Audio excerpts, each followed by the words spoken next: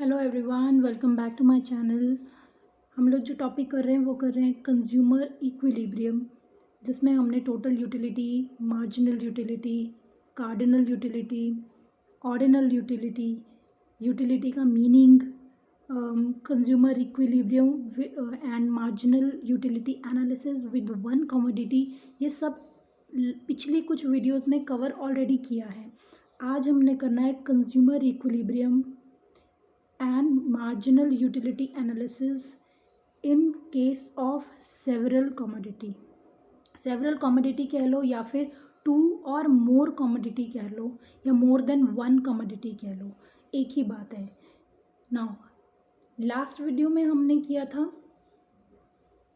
In case of one commodity कि एक commodity की जब कंज्यूमर एक कमोडिटी बाय करता है, जो वो सिंगल कमोडिटी बाय कर रहा है, तो उसको इक्विलिब्रियम कहाँ मिलेगी, कहाँ उसका इक्विलिब्रियम पॉइंट आएगा। नाउ ये केस है सेवरल कमोडिटीज़ का, मीन्स टू या फिर मोर देन टू कमोडिटीज़ हो सकती हैं।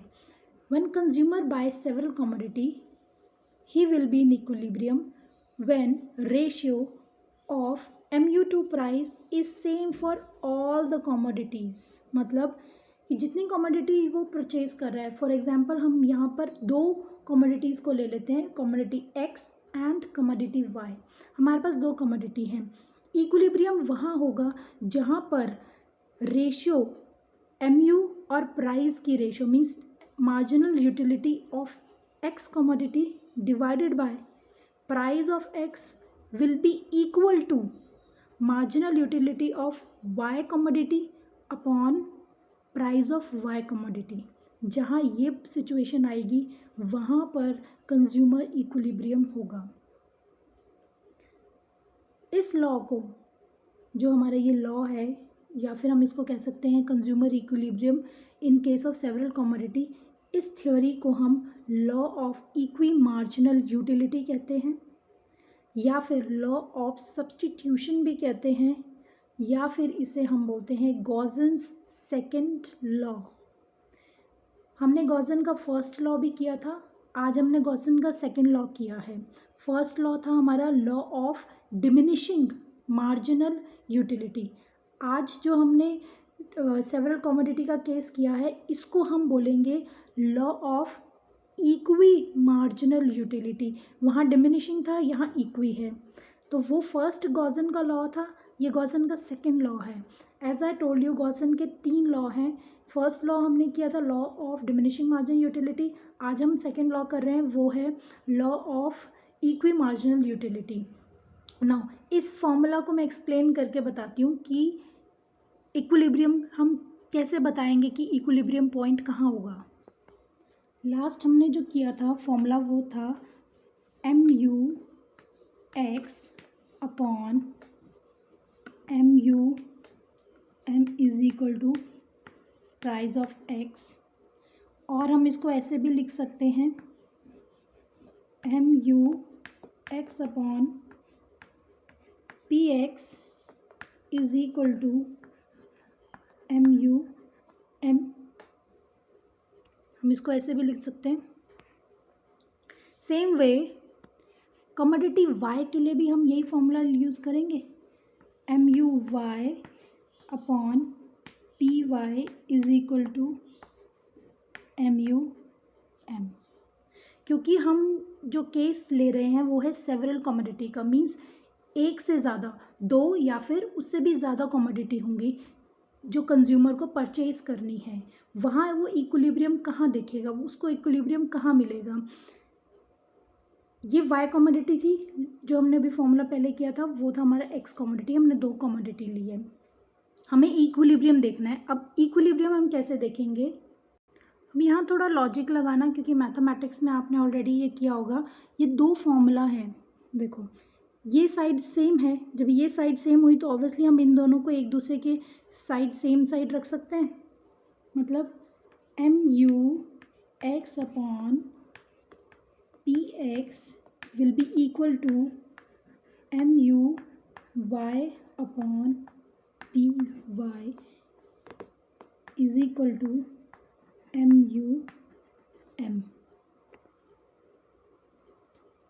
ऐसा कर सकते हैं, marginal utility of commodity X in terms of money, marginal utility of commodity X upon या डिवाइडेड बाय या ratio of price X, marginal utility of commodity Y divided by price of Y equal to marginal utility of money. ये हमारा formula है। हमको ये prove करना है, जहाँ पर ये सिचुएशन आएगी उसको हम बोलेंगे कंज्यूमर इक्विलिब्रियम। एक चीज़ और क्लियर कर दूँ, ये जो कंप्लीट रेशियो है ना, इसी रेशियो को हम बोलते हैं marginal utility of commodity in terms of money. इसको बोलते हैं marginal utility of commodity in terms of money. ये marginal utility of commodity X, क्योंकि ये एक्स कमोडिटी है, इन टर्म्स ऑफ मनी। ये कंप्लीट जो एक इक्वेशन है इसको बोलेंगे single. Same way marginal utility of commodity Y in terms of money, ये पूरा। सेवरल कमोडिटी के केस को मैं एग्जाम्पल के थ्रू आपको एक्सप्लेन करती हूँ। फॉर एग्जाम्पल, हमारे पास दो कमोडिटी है, कमोडिटी एक्स है, दूसरी कमोडिटी हमारे पास वाई है। कमोडिटी एक्स का प्राइस है 3, कमोडिटी वाई का प्राइस है, P4 प्राइस होता है, कमोडिटी वाई का प्राइस है 4। हमारे पास जो पैसे हमने स्पेंड करने हैं, जो अमाउंट हमने स्पेंड करना है वो है ₹20, और 20 रुपीज़ में हमको कमोडिटी एक्स भी परचेज़ करनी है और कमोडिटी वाई भी परचेज़ करनी है। ये मैंने टेबल ड्रॉ किया है, इसमें हमारे पास है unit of commodity, marginal utility of commodity X, price of X, marginal utility of commodity Y and price of Y. जैसे कि मैंने बताया था, कंज्यूमर इक्विलिब्रियम का जो एजम्पशन है उसमें ऑलरेडी मेंशन है कि price of commodity remains constant, means उसमें कोई चेंज नहीं आएगा, प्राइस ऑफ कमोडिटी सेम रहेगा। यहाँ हम यूनिट्स ले रहे हैं 6, 1 2 3 4 5 6, एक एक कमोडिटी के 6 यूनिट्स हो गए। प्राइस हमने लिख दिया, प्राइस ऑफ कमोडिटी एक्स 3 है, प्राइस ऑफ कमोडिटी वाई 4 है। ये है दोनों कमोडिटी की marginal utility, marginal utility of X and marginal utility of Y. ये आपको गिवन है टेबल में। नाउ हमको फॉर्मूला में पुट करके क्या फाइंड आउट करना है, marginal utility of commodity X in terms of money, जिसको हम बोलेंगे। ये है फॉर्मूला, ये एक इक्वेशन है जो हमको क्रिएट करनी है, मीन्स इसको हमको सॉल्व करना है कि marginal utility of commodity X upon price of x. ये कंप्लीट जो हमको सॉल्व करना है इसको बोलेंगे हम, मैंने बताया था अभी, marginal utility of commodity X in terms of money worth. ये हमको एक्चुअल फाइंड करनी है, इस टेबल के बेसिस पर हम इसे फाइंड आउट करेंगे। तो फर्स्ट हमारे पास है, अगर हम यूनिट 1 की बात करें, अगर कंज्यूमर 1 यूनिट परचेज कर रहा है तो 36 MUX, अगर हम फॉर्मूला में पुट करें यहाँ पर तो आएगा 36 MUX अपॉन PX, फॉर्मूला में लगाएंगे। प्राइस कितना है 3, 36 डिवाइडेड बाय 3, इसका फॉर्मूला 3 के टेबल से जाएगा 12 आएगा। इसको हम लिखेंगे यहाँ 12। Same way MUY upon PY, means हमको फाइंड आउट क्या करना है, marginal utility of commodity Y in terms of money. तो फॉर्मूला में अगर पुट करेंगे MUY, यूनिट 1 को ही लेंगे पहले, MUY 40 है, प्राइस हमारा 4 है, तो 40 divided by 4 is equal to 10। हम इसको यहाँ पर लिखेंगे ऊपर 10। सेम वे हम सबको सॉल्व करते जाएंगे।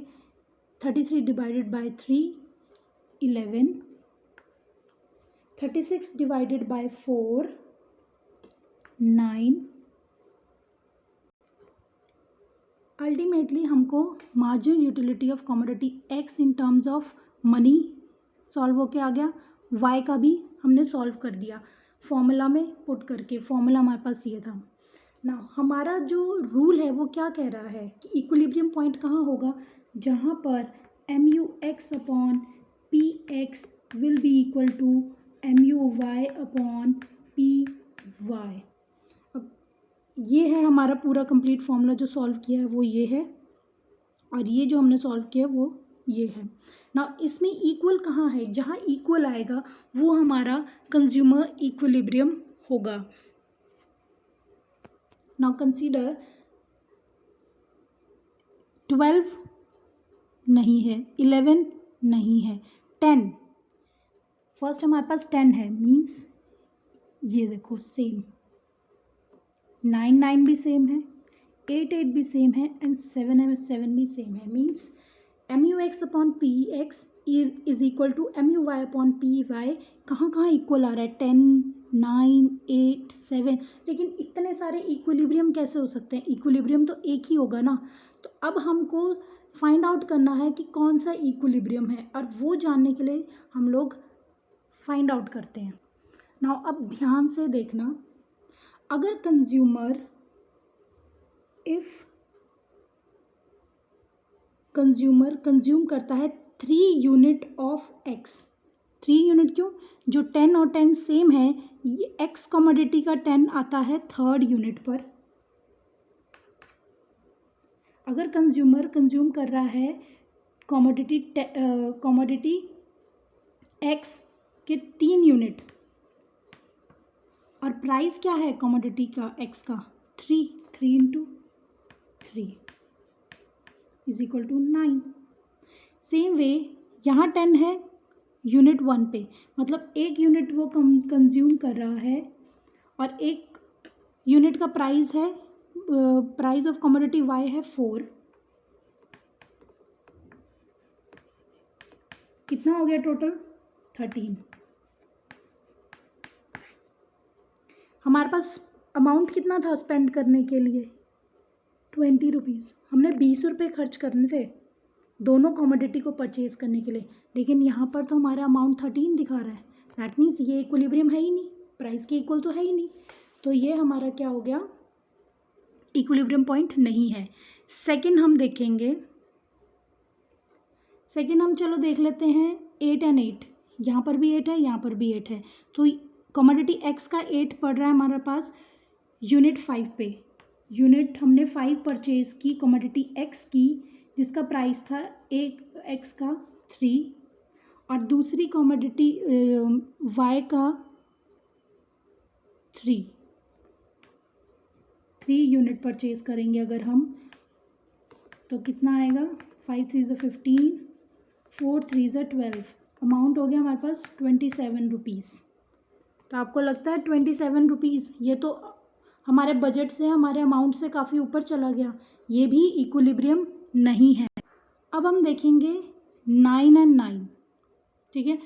कमोडिटी y के 2 यूनिट्स और एक यूनिट का प्राइस है 4, कमोडिटी x के 4 यूनिट और 4 यूनिट, एक यूनिट का प्राइस है 3, 8 और 12 रुपीज़ 20। ये देखो आ गया अमाउंट 20 रुपीज़। हमने कितने रुपए थे हमारे पास, 20 रुपीज़ ही थे। तो अब हमारे पास इक्वल आ गया, पता लग गया आंसर क्या है, प्राइस के इक्वल आया। इस पॉइंट पे हमारा इक्विलिब्रियम होगा 9 और 9, ये इक्वल है।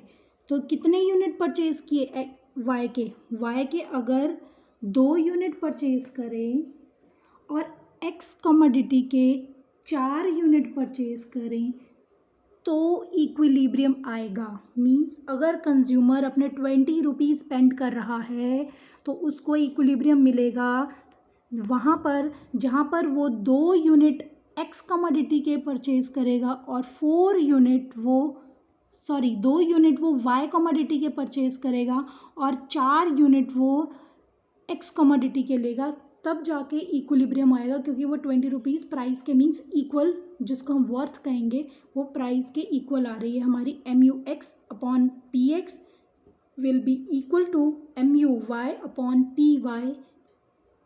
ये हमारा इक्विलिब्रियम है। अब इसको मैं ग्राफिकली आपको एक्सप्लेन करने की कोशिश करती हूँ, क्योंकि जहाँ पे भी इकोनॉमिक्स में टेबल्स होंगे वहाँ मोस्टली ग्राफ्स होंगे ही होंगे। तो आपको जब एग्ज़ाम में क्वेश्चन आएगा आपको टेबल के साथ ग्राफ देन एक्सप्लेनेशन देनी ही होगी ना। इस टेबल को देखकर, आप इस ग्राफ को देख के प्लीज़ कंफ्यूज मत होना, क्योंकि मैंने दोनों को मीन्स कमोडिटी एक्स और वाई दोनों का सेम ही ग्राफ में एक्सप्लेन ड्रॉ कर दिया है। अगर हम जब ग्राफ बनाते हैं तो ऑब्वियसली ये एल शेप का बनाते हैं, ठीक है। यहाँ पर मैंने दोनों को एक्सप्लेन करा। देखो, अगर हम ऐसे करें तो ये दूसरा ग्राफ है, ऐसे करें तो ये एक ग्राफ है। तो मैंने दोनों को एक साथ बना दिया है ताकि दोनों में इक्विलिब्रियम पॉइंट पता लग सके। लेफ्ट साइड है marginal utility of commodity X in terms of money, right side है marginal utility of commodity Y in terms of money. दोनों की जो हमने सॉल्व किए थे टेबल में वो दोनों की साइड्स हमने यहाँ पर लिख ली हैं। In case of commodity x MUX/PX हमारा 12 था। जब हमने कमोडिटी एक यूनिट परचेज़ किया तो ये 1 था। जब हमने सेकेंड यूनिट परचेज़ किया तो ये 11 आया। जब हमने थर्ड यूनिट परचेज़ किया तो ये 10 आया।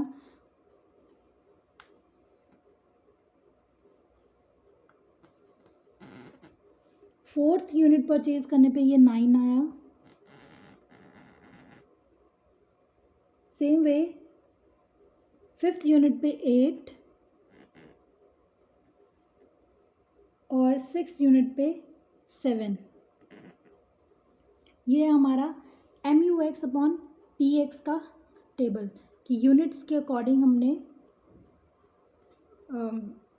अपना कर्व बना लिया, यूनिट और marginal utility of commodity X in terms of money. Same way Y का हम लोग करेंगे। फर्स्ट यूनिट पे 10, ये यूनिट एक्स के हैं और ये है unit Y.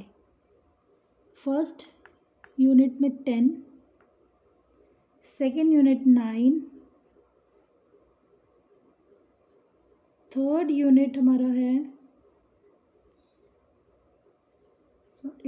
First this, second पे 9, थर्ड यूनिट हमारा 8 है, फोर्थ यूनिट है 7 और 6 एंड 5। ये आया हमारा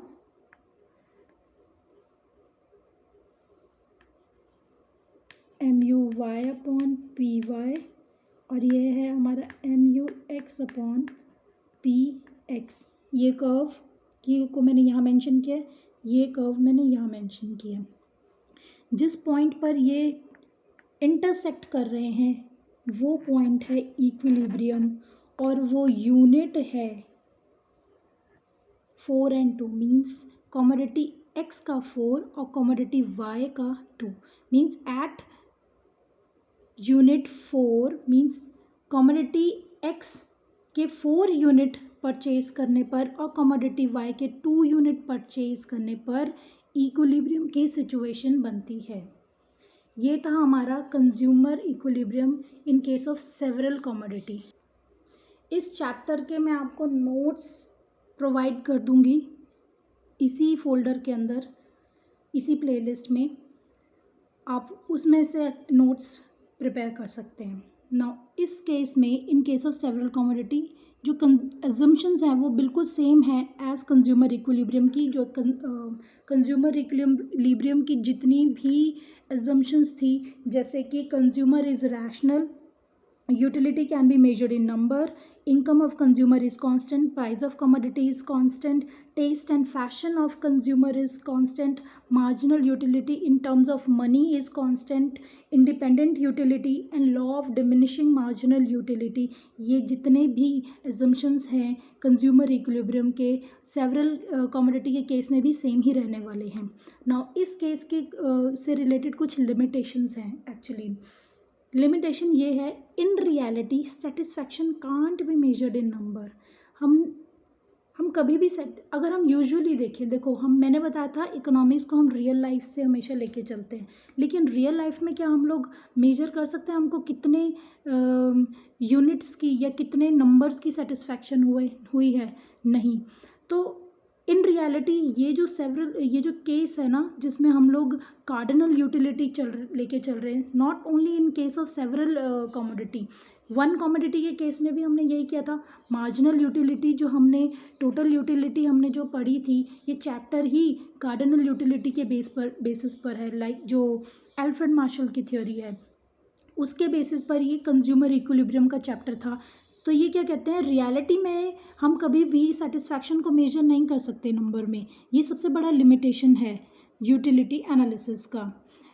it was challenged by Hicks. मैंने आपको बताया था कि कार्डिनल यूटिलिटी की थ्योरी को ऑर्डिनल यूटिलिटी में के थ्रू चैलेंज किया गया। और किसने चैलेंज किया था? हिग्स ने। एक प्रोफेसर हिग्स थे, इकोनॉमिस्ट थे, जिन्होंने एक थ्योरी लेकर आए, वो थी ordinal utility. Ordinal utility professor Higgs की थ्योरी है, जो कार्डिनल यूटिलिटी की थ्योरी को इलॉजिकल बताती है। उन्होंने बोला कि कभी भी हम यूटिलिटी को मेजर, अपनी सेटिस्फैक्शन को मेजर कर ही नहीं सकते नंबर्स में। तो हिग्स ने क्या एक्सप्लेन किया? Explain consumer equilibrium with indifference curve analysis. तो उन्होंने कंज्यूमर इक्विलिब्रियम को एक्सप्लेन करा किस पॉइंट ऑफ व्यू से? इनडिफरेंस कर्व एनालिसिस से। हमने जो पढ़ा है अभी तक इस चैप्टर में, कंज्यूमर इक्विलिब्रियम चैप्टर में, वो कार्डिनल यूटिलिटी का पढ़ा है, जो एल्फ्रेड मार्शल की थ्योरी है। नाउ नेक्स्ट जो हमने चैप्टर करना है, ये चैप्टर आज यहाँ कंप्लीट हो गया। हमने जो नेक्स्ट चैप्टर करना है वो हमने करना है consumer equilibrium in difference curve analysis, जो प्रोफेसर हिग्स की ऑर्डिनल यूटिलिटी थ्योरी है। आई होप आपको ये चैप्टर समझ आया हो। Even if you have any doubt, please do comment in the comment section, and please share the video, like and subscribe. Thank you.